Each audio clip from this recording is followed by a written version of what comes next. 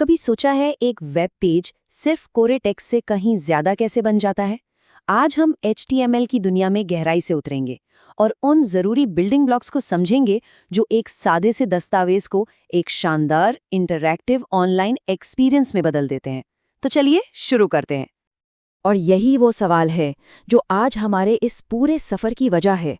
आखिर वो क्या चीज़ है जो एक वेबसाइट को सिर्फ शब्दों का ढेर होने से बचाकर उसे देखने में खूबसूरत, इस्तेमाल करने में आसान और दिलचस्प बनाती है? इसका जवाब एक बहुत ही सीधी सादी भाषा में छिपा है। जी हाँ, इसका जवाब है HTML टैग्स। इन्हें हम कुछ जादुई निर्देश मान सकते हैं जो वेब ब्राउज़र को बताते हैं कि स्क्रीन पर कंटेंट को कैसे दिखाना है। तो चलिए आज हम अपना खुद का HTML टूल किट तैयार करते हैं और इन जबरदस्त औजारों को एक एक करके अपनी किट में शामिल करते हैं। तो आज का हमारा सफर कुछ ऐसा रहेगा। सबसे पहले हम विजुअल्स और फॉर्मेटिंग पर नजर डालेंगे, फिर सीखेंगे कि यूजर से इनपुट कैसे लिया जाता है। इसके बाद पेज में ऑडियो और वीडियो डालकर उसमें जान फूंकेंगे और आखिर में अपने पूरे HTML टूलकिट का एक क्विक रिकैप करेंगे। तो चलिए पहले पड़ाव से शुरुआत करते हैं, विजुअल्स और फॉर्मेटिंग। सही मायनों में यहीं से एक वेब पेज सादे टेक्स्ट से आगे बढ़कर एक शानदार विजुअल एक्सपीरियंस बनने की तरफ अपना पहला कदम बढ़ाता है। और सबसे पहले हमारे सामने है इमेज टैग। ये HTML का वो जरूरी हिस्सा है जो वेब पेज पर तस्वीरें दिखाता है। सोचिए, किसी शॉपिंग साइट पर प्रोडक्ट्स की तस्वीरें या न्यूज़ वेबसाइट पर खबरों से जुड़ी तस्वीरें, ये सब इसी एक टैग की वजह से हमें दिखती हैं। कोड की एक छोटी सी लाइन है, पर इसकी ताकत बहुत बड़ी है। तो सवाल है, ये काम कैसे करता है? बहुत सिंपल है। SRC यानी सोर्स एट्रीब्यूट ब्राउज़र को बताता है कि इमेज फाइल रखी कहाँ है। समझिए, ये उस तस्वीर का पता है। और ऑल्ट एट्रीब्यूट तो और भी ज़रूरी है। ये सिर्फ टूटी हुई इमेज की जगह टेक्स्ट दिखाने के लिए नहीं है, बल्कि ये एक्सेसिबिलिटी के लिए बेहद ज़रूरी है। स्क्रीन रीडर्स इसकी मदद से समझ पाते हैं कि इमेज में क्या है, जिससे वेब सबके लिए आसान बनता है। अब बात करते हैं टेक्स्ट की। कभी कभी हमें टेक्स्ट को नॉर्मल से थोड़ा अलग दिखाना होता है। यहीं पर सब टैग और सब टैग्स काम आते हैं। सब टैग टेक्स्ट को थोड़ा ऊपर कर देता है, जैसे मैथ्स के फॉर्मूले x² में होता है, और सब टैग टेक्स्ट को थोड़ा नीचे कर देता है, जो H2O जैसे केमिकल फॉर्मूले लिखने के लिए परफेक्ट हैं। ये छोटे छोटे टैग्स तकनीकी जानकारी को एकदम सही तरीके से दिखाने में बहुत मदद करते हैं। चलिए अब एक कदम और आगे बढ़ते हैं। अभी तक हमारा पेज एक तरफा बात कर रहा था, मतलब सिर्फ जानकारी दिखा रहा था। अब हम इसे इंटरैक्टिव बनाएंगे, जहां यूजर भी अपनी बात कह सकता है। हम सीखेंगे कि फॉर्म्स का इस्तेमाल करके यूजर से जानकारी कैसे ली जाती है, ठीक वैसे ही जैसे हम किसी वेबसाइट पर साइन अप या कॉन्टैक्ट फॉर्म भरते हैं। हर इंटरैक्टिव पेज के दिल में होता है फॉर्म टैग। इसे एक बड़े से कंटेनर की तरह समझिए। यूजर से जानकारी लेने वाले सारे एलिमेंट्स जैसे text box, button, drop down menu, ये सब कुछ इसी फॉर्म टैग के अंदर रखे जाते हैं। इसके बिना ये सब सिर्फ बिखरे हुए हिस्से हैं जिनका कोई मतलब नहीं। तो असल में एक फॉर्म काम कैसे करता है? प्रोसेस बहुत सीधा है। स्टेप 1, यूजर फील्ड्स में अपनी जानकारी भरता है। स्टेप 2, वो सबमिट बटन पर क्लिक करता है। और स्टेप 3, ये सारी जानकारी एक्शन एट्रीब्यूट में दिए गए सर्वर के पते पर भेज दी जाती है, जहां इसे आगे प्रोसेस किया जाता है, जैसे कि एक नया अकाउंट बनाना। अच्छा, अब ये डेटा भेजा कैसे जाता है, ये समझना बहुत ज़रूरी है। इसके दो मेन तरीके हैं, गेट और पोस्ट। गेट मेथड डेटा को सीधे URL में ही चिपका देता है, जिसे कोई भी ब्राउज़र के एड्रेस बार में देख सकता है। ये सर्च जैसी चीज़ों के लिए ठीक है, लेकिन पोस्ट मेथड डेटा को पर्दे के पीछे से छिपाकर भेजता है। ये कहीं ज़्यादा सुरक्षित है और पासवर्ड या क्रेडिट कार्ड जैसी ज़रूरी जानकारी के लिए हमेशा इसी का इस्तेमाल होता है। फॉर्म्स की असली ताकत इनपुट टैग में छिपी है, जो कई अलग अलग शक्लों में आता है। टाइप टेक्स्ट एक नॉर्मल टेक्स्ट बॉक्स है। टाइप पासवर्ड आपके लिखे को डॉट्स में बदल देता है। रेडियो बटन कई ऑप्शंस में से कोई एक चुनने का मौका देता है। चेक बॉक्स एक से ज़्यादा ऑप्शंस चुनने की आज़ादी देता है। और सबमिट तो वो बटन है जो सब कुछ सर्वर को भेजता है। आइए एक असली उदाहरण देखें।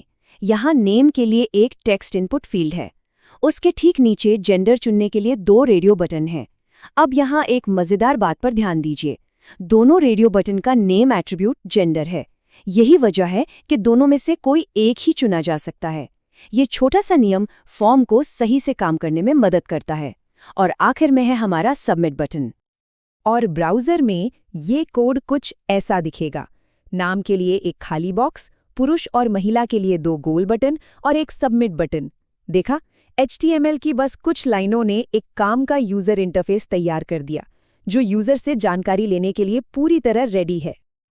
अब सोचिए, अगर किसी को एक लंबी लिस्ट में से कोई एक चीज़ चुनवानी हो, जैसे कि शहर का नाम, तो क्या हम 50 रेडियो बटन लगाएंगे? नहीं, यहीं पर सिलेक्ट टैग काम आता है। ये एक ड्रॉप डाउन मेन्यू बनाता है और हर ऑप्शन टैग उस मेन्यू का एक आइटम बन जाता है। इससे पेज पर जगह भी बचती है और काम भी आसान हो जाता है। और जब हमें 1-2 शब्दों से ज़्यादा इनपुट चाहिए हो, जैसे कोई लंबा फीडबैक या कोई मैसेज, तो टेक्स्ट एरिया टैग का इस्तेमाल होता है। ये एक बड़ा टेक्स्ट बॉक्स बना देता है जहां आराम से कई लाइनें लिखी जा सकती हैं। हम रोज और कॉल्स एट्रीब्यूट से इसका साइज भी कंट्रोल कर सकते हैं। तो इनपुट, सिलेक्ट और टेक्स्ट एरिया को मिलाकर हमारे पास यूजर से लगभग हर तरह की जानकारी लेने का एक पूरा और मजबूत टूलकिट तैयार हो जाता है। चाहे वो एक शब्द का नाम हो, लिस्ट से कोई ऑप्शन हो या फिर एक पूरा पैराग्राफ। ठीक है, हमारा पेज अब दिखने में अच्छा है, इंटरैक्टिव भी है। चलिए अब इसमें थोड़ी जान डालते हैं, आवाज़ और वीडियो के साथ। हम देखेंगे कि HTML5 ने ऑडियो और वीडियो को वेब पेज में जोड़ना कितना ज़्यादा आसान बना दिया है। आजकल वेबसाइट पर पॉडकास्ट सुनना या वीडियो देखना कितना आम है, और ये सब इन्हीं नए टैग्स की वजह से मुमकिन हुआ है। ये है ये टैग, और ज़रा देखिए ये कितना आसान है। बस कंट्रोल्स एट्रीब्यूट लगाना है और ब्राउज़र खुद ब खुद प्ले, पॉज और वॉल्यूम के बटन दिखा देगा। सोर्स टैग ऑडियो फाइल का पता बताता है। बस हो गया काम। और वीडियो के लिए भी कहानी बिल्कुल सेम है। वीडियो टैग का इस्तेमाल करना है, कंट्रोल्स एट्रीब्यूट जोड़ना है और सोर्स से वीडियो फाइल का लिंक देना है। यहाँ हम विड्थ और हाइट से प्लेयर का साइज भी सेट कर सकते हैं ताकि वो हमारे पेज के डिज़ाइन में अच्छे से फिट हो जाए। इससे पता चलता है कि HTML5 ने मल्टीमीडिया को कितना आसान बना दिया है। पहले इसी काम के लिए मुश्किल प्लगइन्स की ज़रूरत पड़ती थी, पर अब ये सारी फंक्शनैलिटी ब्राउज़र में ही मौजूद है।